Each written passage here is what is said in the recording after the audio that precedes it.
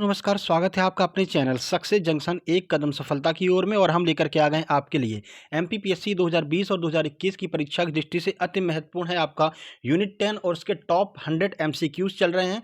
पहला part already upload हो चुका है, दूसरा पार्ट आपके सामने आ गया है, तो ज़्यादा से ज़्यादा प्रैक्टिस कीजिए। यूनिट 9 का भी जो टॉप 100 एमसीक्यू है उसका भी पहला पार्ट अपलोड हो चुका है। आज शाम तक पार्ट 2 भी उसका भी आने वाला है, ठीक है। तो चलिए बिना समय गवाए हुए, समय आपका बहुत महत्वपूर्ण है, शुरुआत करते हैं, सीधे चलते हैं पहले प्रश्न की ओर, जो कि पार्ट 2 का पहला प्रश्न। आइए देखते हैं। देखिए, तो भारत के मुख्य चुनाव आयुक्त को किसके द्वारा नियुक्त किया जाता है? लोकसभा द्वारा, प्रधानमंत्री द्वारा, राष्ट्रपति द्वारा या फिर मुख्य न्यायाधीश के द्वारा? चलिए आंसर देख लेते हैं। आप आंसर बता दीजिए। सही आंसर है सी, यानी कि राष्ट्रपति के द्वारा। अब हमने आपको बताया था कि जो भी यहाँ पर संवैधानिक निकाय होंगे, उनके जो भी अध्यक्ष होंगे, उनको कौन नियुक्त करेगा? तो उनको राष्ट्रपति ही नियुक्त करेगा। और उनको हटाएगा भी कौन? तो उनको हटाएगा भी राष्ट्रपति। तो आपको पता है, भारतीय जो निर्वाचन आयोग है वो आपका एक संवैधानिक निकाय है, ठीक है ना, जिसका वर्णन संविधान में किया गया है, उसे संवैधानिक निकाय कहते हैं। तो संवैधानिक निकाय है, इसलिए उसके जो अध्यक्ष का जो भी पदावधि होगी या फिर जो भी नियुक्ति होगी वो किसके द्वारा की जाएगी? तो राष्ट्रपति के द्वारा उनकी नियुक्ति की जाएगी। उनको हटाया भी राष्ट्रपति के द्वारा ही जाएगा। अगर वो अपना इस्तीफा देंगे तो राष्ट्रपति को ही सौंपेंगे, ठीक है। तो मुख्य चुनाव आयुक्त राष्ट्रपति, ठीक है। आगे बढ़ते हैं, अगला प्रश्न देखते हैं। देखिए, भारतीय चुनाव आयोग के प्रथम मुख्य चुनाव आयुक्त कौन थे? नवीन चावला, केवी के सुंदरम, डॉक्टर नगेंद्र सिंह या फिर सुकुमार सेन? आइए आंसर देख लेते हैं। बड़ा सिंपल सा प्रश्न है। सही आंसर है डी, यानी कि सुकुमार सेन जो हैं वो भारतीय निर्वाचन आयोग या फिर भारतीय चुनाव आयोग के प्रथम मुख्य चुनाव आयुक्त थे। कई बार यह प्रश्न परीक्षाओं में पूछा गया है। आगे बढ़ते हैं, अगला प्रश्न देखते हैं। तो डॉक्टर भीमराव अंबेडकर ने भारतीय संविधान के किस निकाय को सबसे महत्वपूर्ण निकाय माना है? कौन सा ऐसा निकाय है जो बिल्कुल सबसे ज़्यादा महत्वपूर्ण? अगर वो निकाय नहीं होगा तो एक तरह से मतलब धांधली होना चालू हो जाएगी, ठीक है, और जो हमारा पैसा है उसका मिसयूज होना चालू हो जाएगा। तो कौन सा ऐसा निकाय है डॉक्टर भीमराव अंबेडकर ने उसे महत्वपूर्ण माना है? निर्वाचन आयोग, सीएजी, महिला आयोग या फिर वित्त आयोग? चलिए आंसर देखते हैं क्या होगा इसका आंसर। आपने उम्मीद करते हैं आपने आंसर लगा लिया होगा। तो देखिए सही आंसर क्या है इसका। सही आंसर बी, यानी कि CAG, comptroller and attorney general जो है वो मुख्य यहाँ पर निकाय कहा जाएगा। क्यों? क्योंकि जो हमारा पैसा होता है, जो कलेक्ट किया जाता है पैसा, उसको कौन सा जो आपका जो भी विभाग है सही से खर्च कर रहे हैं या फिर नहीं कर रहे हैं, इन सब की जांच कौन करता है? तो इन सब की जांच सीएजी के द्वारा की जाती है। इसलिए डॉक्टर भीमराव अंबेडकर जी ने सीएजी को बहुत महत्वपूर्ण निकाय माना है। 148 से 151 अनुच्छेद तक इसका वर्णन किया गया है सीएजी का, ठीक है। चलिए आगे बढ़ते हैं और अगला प्रश्न देखते हैं। देखिए, अगला प्रश्न है, इनमें से सीएजी कैसा निकाय है? आप बताइए, आप खुद बता सकते हैं। संवैधानिक निकाय, असंवैधानिक निकाय, विधिक निकाय या फिर इनमें से कोई नहीं? विधिक निकाय और संवैधानिक निकाय में कंफ्यूज नहीं होना। विधिक निकाय अलग बात हो जाएगी, क्योंकि संविधान में वर्णन किया गया है। हमने बताया कौन से अनुच्छेद में, 148 से 151 तक यहाँ पर वर्णन किया गया है। इसलिए सीएजी एक संवैधानिक निकाय हो जाएगा, ठीक है। तो इसका आंसर क्या हो जाएगा? आइए इसका आंसर देख लेते हैं। तो सही आंसर है ए, यानी कि सीएजी एक संवैधानिक निकाय हो जाएगा, ठीक है। चलिए आगे बढ़ते हैं और अगला प्रश्न देख लेते हैं। अगला प्रश्न है, लोक वित्त का संरक्षक किसे माना गया है? कौन हमारे पैसे का संरक्षण करता है?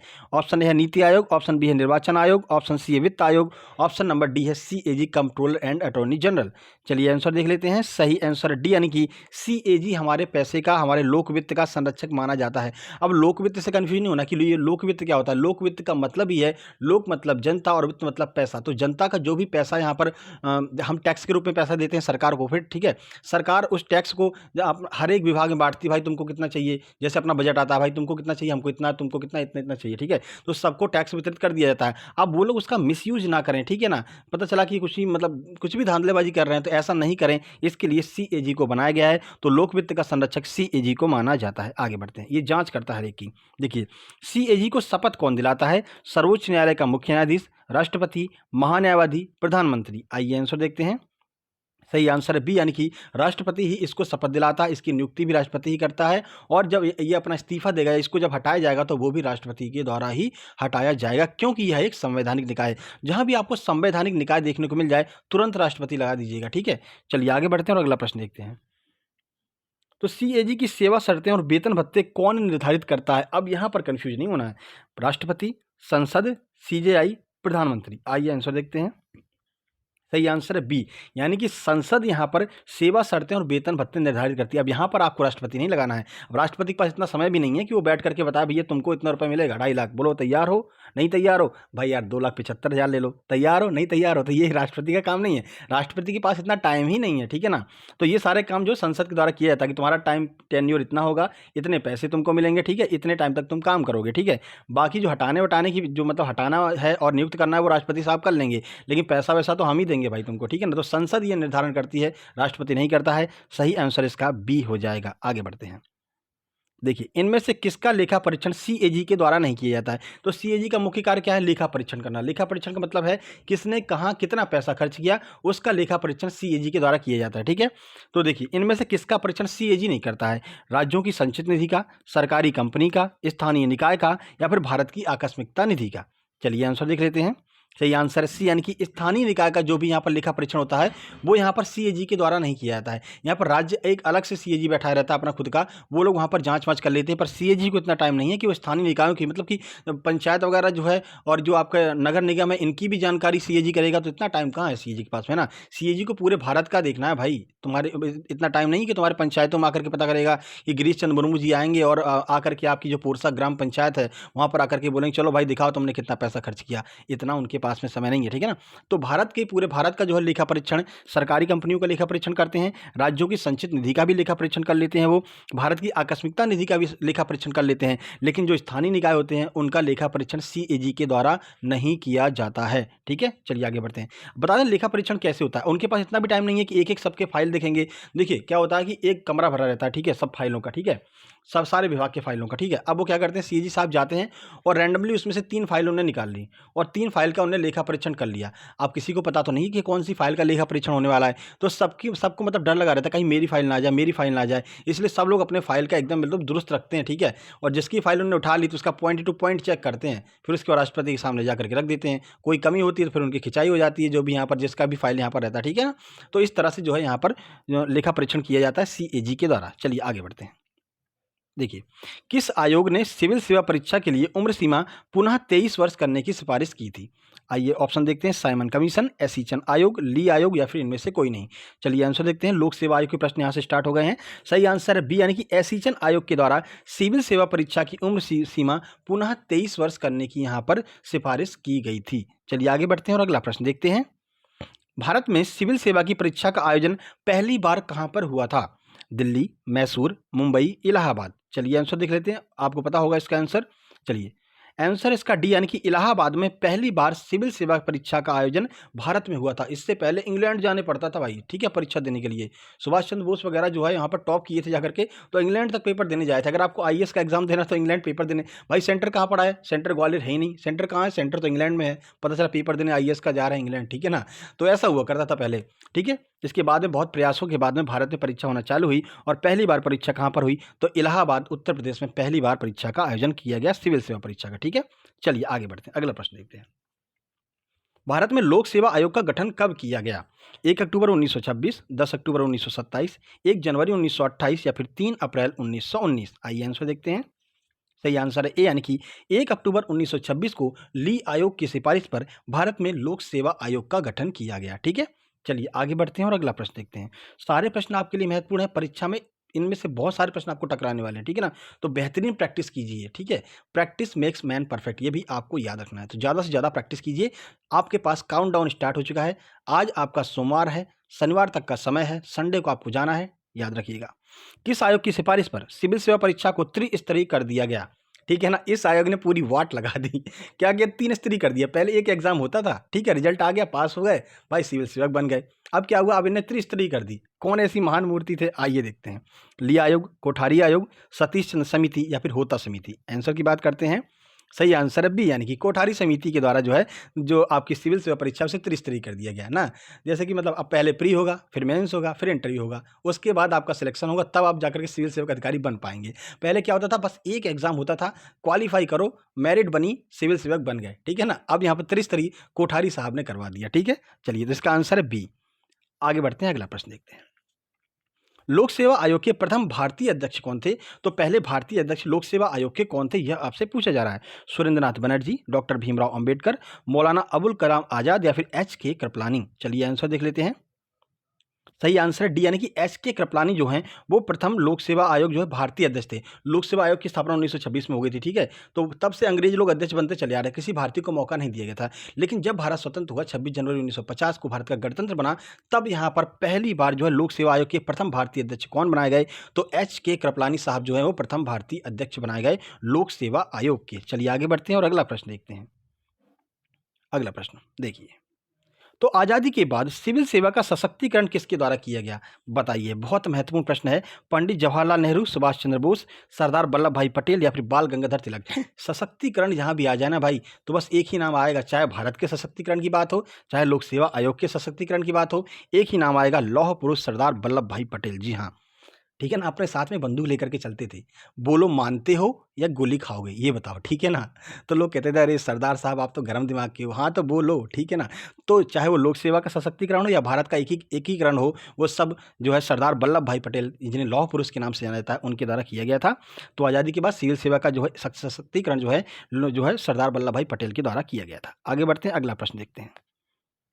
किस अधिनियम के द्वारा लोक सेवा आयोग को दो भागों में बांट दिया गया? पहले एक ही था, लोक सेवा आयोग एक ही हुआ करता था, जो राज्य की परीक्षा भी कराता था और केंद्र की भी परीक्षा कराता था। अब यहाँ पर दो में बांट दिया, यानी कि राज्य लोग तुम अपना संभालो, मैं अपना संभालूंगा। तो कौन सा ऐसा अधिनियम लेकर के आया जिसके द्वारा दो भागों में बांट दिया गया? 1919 के अधिनियम से, 1935 के अधिनियम से, 1784 के अधिनियम से, या फिर इनमें से कोई नहीं? आइए आंसर देख लेते हैं। सही आंसर क्या है? सही आंसर है बी, यानी कि 1935 के अधिनियम से लोक सेवा आयोग को दो भागों में बांट दिया गया। यानी कि लोक सेवा आयोग अलग हो गया, राज्य लोक सेवा आयोग अलग हो गया, ठीक है ना। जैसे अपना मध्य प्रदेश लोक सेवा आयोग है, ये अलग हो गया, और केंद्रीय लोक सेवा आयोग जो है आपको अलग हो गया, ठीक है ना। तो इसका जो मतलब विभाजन था वो किसके द्वारा किया? तो 1935 के अधिनियम के द्वारा किया गया था। आगे बढ़ते हैं, देखिए अगला प्रश्न आपके सामने आ रहा है। लोक सेवा आयोग की प्रथम महिला अध्यक्षा कौन थी? ठीक है, तो प्रथम महिला अध्यक्ष यहाँ पर पूछा जाता है, बार बार यह प्रश्न परीक्षाओं में पूछा गया, एनटीपीसी रेलवे में भी पूछा गया है। देखते हैं, Vijay Lakshmi Pandit, Sarojini Naidu, Ross Million Matthew या फिर एम भंडार नायके। आंसर की बात करते हैं, सही आंसर है सी, यानी कि रॉस मिलियन मैथ्यू लोक सेवा आयोग की प्रथम महिला अध्यक्ष थी।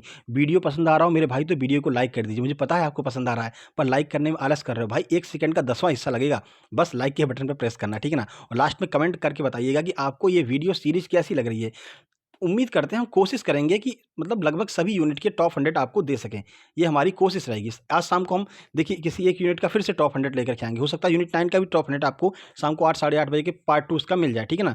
पर आपके ऊपर डिपेंड करता है, जितना आप सहयोग करेंगे उतना हम इनिशिएट होंगे और एक नया आपके लिए जो है लेकर के आते रहेंगे, ठीक है। चलिए सही आंसर सी, यानी कि रॉस मिलियन मैथ्यू लोक सेवा आयोग की प्रथम महिला अध्यक्ष थी। आगे बढ़ते हैं, अगला प्रश्न देखते हैं।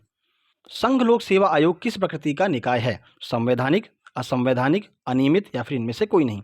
चलिए आंसर देख लेते हैं, आपको पता ही होगा, सही आंसर ए, यानी कि संवैधानिक निकाय है संघ लोक सेवा आयोग। 312, 315 इन सब में वर्णन किया गया बाकायदा यूपीएससी का, ठीक है ना, अखिल भारतीय सेवाओं का। तो ये संवैधानिक निकाय हो जाएगा। तो फिर अध्यक्ष की नियुक्ति कौन करेगा? आप खुद बता सकते हैं। अध्यक्षों की नियुक्ति राष्ट्रपति के द्वारा की जाएगी। कौन इनको हटाएगा? तो आप खुद बता सकते हैं, राष्ट्रपति के द्वारा जो है इनको हटाया जाएगा। सेवा शर्तें संसद निर्धारित करेगी, ठीक है ना, याद रखिएगा। नहीं वहाँ भी राष्ट्रपति लगा के आओ, बताया हमने, राष्ट्रपति के पास इतना टाइम नहीं है कि सेवा शर्तें और पैसा वैसा देने की बात करने लगे, वो सब संसद के ऊपर छोड़ देता है। भारतीय संविधान का कौन सा अनुच्छेद प्रसाद के सिद्धांत का उल्लेख करता है? बहुत महत्वपूर्ण प्रश्न है, और ये कुछ ऐसे प्रश्न हैं जो आपको दूसरों से अलग बनाएंगे। अब आपके सामने 2-3 प्रश्न ऐसे आने वाले हैं जो यहाँ पर सिलेक्शन करवाते हैं। ऑप्शन ए है अनुच्छेद 200, ऑप्शन बी अनुच्छेद 301, ऑप्शन सी अनुच्छेद 310, ऑप्शन डी अनुच्छेद 311। आइए देखते हैं, प्रसाद के सिद्धांत का उल्लेख कौन सा अनुच्छेद करता है?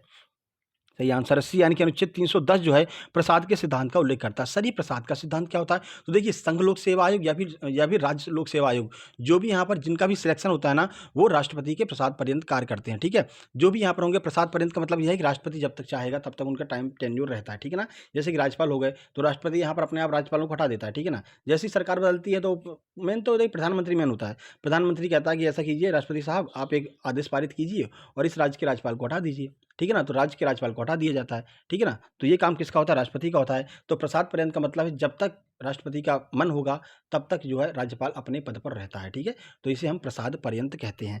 अनुच्छेद 310 में इसका वर्णन किया गया। अभी आपको पता ही है, अभी हाल ही में 8-10 राज्यों के राज्यपालों को यहाँ पर बदल दिया गया। किसके कहने पर? तो आप समझ सकते हैं किसके कहने पर बदला गया होगा, ठीक है। चलिए आगे बढ़ते हैं, इसीलिए राष्ट्रपति को रबर स्टाम्प भी कहा जाता है। आगे बढ़ते हैं, देखिए संघ लोक सेवा आयोग अपना वार्षिक प्रतिवेदन किसे सौंपता है?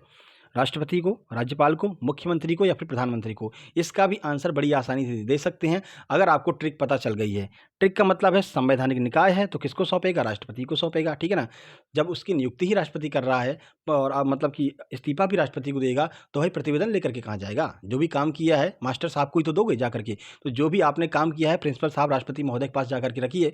फिर राष्ट्रपति महोदय क्या करेंगे? सभी जो बैठक होती है, सभी यानी कि जो संसद होती है, उस संसद में आपके रिपोर्ट को रखवाएंगे, फिर उस पर चर्चा वर्चा होगी, वो बात की बात है, ठीक है ना।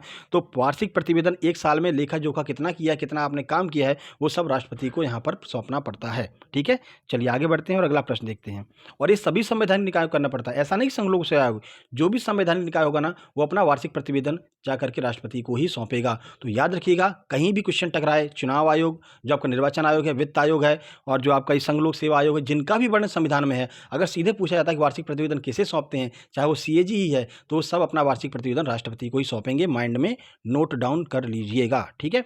साबित कदाचार की परिभाषा को लेख भारतीय संविधान के किस अनुच्छेद में किया गया है? यह भी प्रश्न बहुत अच्छा है। अनुच्छेद 316, अनुच्छेद 317(4), अनुच्छेद 322, अनुच्छेद 324। और अति लघु में आपके लिए एमपीपीएससी में लिखने के लिए भी आ सकता है कि साबित कदाचार की परिभाषा को लेख कहाँ पर किया गया है, साबित कदाचार क्या होता है। तो दोनों चीजें आपको हम बताने वाले हैं। देखिए सही आंसर है बी, यानी कि अनुच्छेद 317(4) में साबित कदाचार की परिभाषा का उल्लेख किया गया है। सर ये साबित कदाचार क्या होता है? देखिए साबित कदाचार का अर्थ है, आप अगर संघ लोक सेवा आयोग के मतलब कि अध्यक्ष हैं, या फिर संघ लोक सेवा आयोग में कार्य कर रहे हैं, या फिर आप भारत सरकार की तरफ से कार्य कर रहे हैं, और साथ ही साथ में आप कोई कंपनी भी चला रहे हैं, प्राइवेट कंपनी में भी काम कर रहे हैं। मान लीजिए कि आप संघ लोक सेवा आयोग के अध्यक्ष हैं, साथ ही साथ में आप रिलायंस जियो में जो है वहाँ पर जॉब भी करते हैं आप, ठीक है ना। तो ये काम नहीं चल पाएगा भाई, साफ मना किया गया, ना ना ना, ये साबित कदाचार हो जाएगा। आप पता चला कि सीएजी हैं आप, और ठीक है, और साथ ही साथ में आप जो है एयरटेल की कंपनी के मालिक भी बने हुए हैं, ना ना ये काम नहीं चल पाएगा आपका, ठीक है ना। या तो सीएजी रहिए, या तो इधर रहिए, या तो उधर रहिए, एक काम कीजिए, ठीक है ना। राष्ट्रपति महोदय कह देते हैं या तो आप हमारे साथ रहेंगे या तो आप उधर रहेंगे, दो नाव में पैर आप नहीं रख सकते हैं, ठीक है ना। तो इसी को साबित कदाचार कहा जाता है, और इसी के आधार पर जो है आपके मुख्य न्यायाधीश जो होते हैं उनको हटाया जा सकता है, और जो आपके उच्च न्यायालय होते हैं राज्यों के, उनके न्यायाधीशों को हटाया जा सकता है साबित कदाचार के आधार पर। आपने कई बार यह शब्द भी सुना होगा, साबित कदाचार क्या होता है। उम्मीद करते हैं क्लियर हो गया होगा आपका कि सरकारी कंपनी के मतलब कि भारत सरकार के साथ साथ में अगर आप किसी निजी कंपनी में भी काम करते हैं तो ये साबित कदाचार होता है, ठीक है। उम्मीद करते हैं प्रश्न क्लियर हो चुका होगा। साथ ही साथ में आपको बता दें कि आपकी जो एमपीपीएससी 2021 है नवंबर में होना तय है, क्योंकि एमपीपीएससी अब आ गया अपने लाइन पर, ठीक है। और उसको इसी साल 2 एग्जाम कराने थे, और वो इसी साल 2 एग्जाम करा करके मानेगा, ठीक है। तो उसकी हम क्लासेस आपकी स्टार्ट करेंगे कब से? सोमवार से ही आपकी क्लासेस स्टार्ट हो जाएंगी एमपीपीएससी 2021 के लिए, और पूरा डिटेल में चलेंगे हम, ठीक है। इस बार हमने प्रैक्टिस कराई, ठीक है ना। अब की बार हम डिटेल में चलेंगे, यानी कि एमपी को शुरुआत करेंगे। तो अब देखिए आप खुद समझ लीजिए, अगर हम प्रैक्टिस सेशन में इतना डिटेल में बता रहे हैं, तो जब हम थ्योरी लेकर के चलेंगे तो आपको कितना समझाएंगे। पॉइंट टू पॉइंट जितना डीप हो सकेगा उतना डीप आपको हम जानकारी देने वाले हैं। हर एक यूनिट की क्लासेस स्टार्ट होंगी सोमवार से, यानी कि 26 से। 25 को पेपर देकर आइए, चलिए ठीक है 26 की छुट्टी कर देते हैं, 27 से शुरू करते हैं भाई। एक दिन फ्रेश होने के लिए चाहिए, है ना, दिमाग फ्रेश होने के लिए। जिनका अच्छा पेपर गया वो तो बल्ले बल्ले, और जिनका थोड़ा मूड अपसेट है कोई दिक्कत नहीं है, 2021 आने वाली है। सक्सेस जंक्शन के साथ आप बने रहेंगे तो अगले वाले हम क्लियर करवा देंगे, ठीक है ना। वैसे उम्मीद करते हैं कि इसी बार में आपका क्लियर हो जाएगा, ठीक है। कोई दिक्कत कोई टेंशन नहीं है, क्योंकि हमने इतनी ज़्यादा आपको मटेरियल, इतना ज़्यादा प्रैक्टिस सेट आपको दे दिए हैं। अगर आप प्रैक्टिस सेट लगा करके चले जाते हैं तो आप फोड़ करके आएंगे, क्योंकि ऐसे क्वेश्चन जो आपके सामने यहाँ पर ये क्वेश्चन दिख रहा है, ऐसे क्वेश्चन कोई और नहीं कराता है, ठीक है ना। चलिए, और यही क्वेश्चन आपको नंबर दिलवाएंगे सबसे ज़्यादा। आंसर भी हो गया 317(4) साबित कदाचार, समझ में आ गया होगा आपके। चलिए आगे बढ़ते हैं। देखिए लोक सेवा आयोग के सदस्यों की पदावधि और त्यागपत्र का वर्णन किस अनुच्छेद में किया गया है? अनुच्छेद 316(2), अनुच्छेद 312, अनुच्छेद 315, अनुच्छेद 318(1). चलिए आंसर देख लेते हैं, जल्दी करते हैं। सही आंसर ए, यानी कि अनुच्छेद 316(2) में लोक सेवा आयोग के सदस्यों की पदावधि और त्यागपत्र का वर्णन किया गया है, ठीक है। कौन निर्धारित करेगा? तो आपको पता ही, संसद निर्धारित करती है। त्यागपत्र किसको देगा? राष्ट्रपति को त्यागपत्र देगा। आगे बढ़ते हैं, अगला प्रश्न देखते हैं। किस अनुच्छेद के द्वारा 2 या 2 से अधिक लोक सेवा आयोग अगर चाहें तो संयुक्त लोक सेवा आयोग बना सकते हैं? जेपीएससी का आपने सुना होगा, ज्वाइंट पब्लिक सर्विस कमीशन जो होता है। तो अनुच्छेद 315(1), अनुच्छेद 315(2), अनुच्छेद 313, अनुच्छेद 314। आंसर की बात करते हैं, सही आंसर है बी, यानी कि 315(2), ठीक है। इसके द्वारा 2 या 2 से लोक सेवा आयोग आपस में मिलकर के एक संयुक्त लोक सेवा आयोग बना सकते हैं। जैसे अगर मध्य प्रदेश और छत्तीसगढ़ साथ में एग्जाम कराना चाहते हैं तो ये जो है अनुच्छेद 315(2) के द्वारा यहाँ पर एक अपना संयुक्त लोक सेवा आयोग बना सकते हैं, जेपीएससी बनवा सकते हैं, ठीक है। और साथ में एग्जाम करा सकते हैं। फिर जब उनको रिक्रूट करना होगा तो अपने राज्यों में रिक्रूट कर सकते हैं, ठीक है। इसका वर्णन अनुच्छेद 315(2) में किया गया है, ठीक है। आगे बढ़ते हैं, अगला प्रश्न। एनजीटी का मुख्यालय कहां पर है? कुछ आपके नेशनल ग्रीन ट्रिब्यूनल से हम प्रश्न कर लेते हैं। तो एनजीटी का मुख्यालय कहां पर है, क्योंकि मुख्यालय इसका ज्यादातर पूछा जाता है। कोलकाता, चेन्नई, नई दिल्ली, पुणे। आइए आंसर देख लेते हैं। सही आंसर है सी, यानी कि नई दिल्ली में एनजीटी का मुख्यालय है। आपको पता ही होगा, पिछली प्रीवियस वीडियो हमने एनजीटी के बारे में पूरी जानकारी आपको दी है, कब इसकी स्थापना हुई थी, इसके अध्यक्ष कौन है, पहले अध्यक्ष कौन थे, वर्तमान अध्यक्ष कौन है, सारी जानकारी हम आपको दे चुके हैं, ठीक है ना। चलिए, एनजीटी के वर्तमान अध्यक्ष कौन है, चलिए देख लेते हैं कि वर्तमान अध्यक्ष कौन है। स्वतंत्र कुमार सिंह, लोकेश्वर सिंह पंटा, टी.एस. ठाकुर या फिर श्री आदर्श कुमार गोयल। चलिए आंसर देख लेते हैं। सही आंसर है डी, यानी कि आदर्श कुमार गोयल जो है वर्तमान अध्यक्ष हैं। पहले अध्यक्ष कौन थे, तो लोकेश्वर सिंह पंटा जो है एनजीटी के पहले अध्यक्ष थे। ये भी आपको याद रखना है, ठीक है। आगे बढ़ते हैं। तो ये आपके महत्वपूर्ण प्रश्न थे, रिवाइज कर लीजिएगा। 25 प्रश्न ये हो गए और इससे पहले 25 प्रश्न हम और लेकर के आ चुके हैं। 50 प्रश्न हो गए हैं, 50 बचे हैं, आने वाले हैं बहुत जल्द। आपके सपोर्ट की जरूरत है। बाकी आपको बता दें, टॉप 100 एमसीक्यूज में आपका रैपिड रिवीजन यूनिट 9 का पहला पार्ट आ चुका है, जाकर के देख लीजिएगा। बहुत टॉप लेवल के क्वेश्चन वहाँ पर आपको देखने वाले हैं। और शाम को 8 साढ़े 8 के something rapid revision part number 2 भी आ जाएगा आपका यूनिट 2 का। टॉप 100 एमसीक्यूज यूनिट 10 की बात करते हैं तो पार्ट नंबर 1 ऑलरेडी आ चुका है और ये आपका पार्ट 2 है, जाकर के देख लीजिएगा, ठीक है। प्लेलिस्ट में हमने अपडेट कर दिया है। बाकी अगर आप चाहते हैं तो बेहतरीन तैयारी के लिए हमारे चैनल को सब्सक्राइब कर लीजिए। अगर ये वीडियो पसंद है, वीडियो को लाइक कर दीजिए, दोस्तों के पास शेयर कर दीजिए। साथ ही साथ में आपके कोई छोटे भाई बहन जो एसएससी जीडी और एमपी पुलिस का एग्जाम देना चाह रहे हैं, उनको भी बता दीजिए कि सक्सेस जंक्शन ने जैसे रेलवे में झंडा लहराया था, वैसे ही एमपी पुलिस और एसएससी जीडी में भी झंडा लहराने वाला है। तो अपने छोटे भाइयों बहनों के पास में शेयर कर दीजिए। बहुत जल्दी एसएससी जीडी और एमपी पुलिस की क्लासेस भी स्टार्ट होने वाली हैं। अपना टेंशन मत रखिए, आपकी क्लास स्टार्ट होगी 27 से और पूरी डिटेल में लेकर के चलेंगे हम, जैसा एमपीपीएससी में पूछा जाता है, ठीक है। चलिए जल्द ही मिलते हैं शाम को 8:30 बजे यूनिट 9 के रैपिड रिवीजन पार्ट 2 में। तब तक के लिए नमस्कार, धन्यवाद।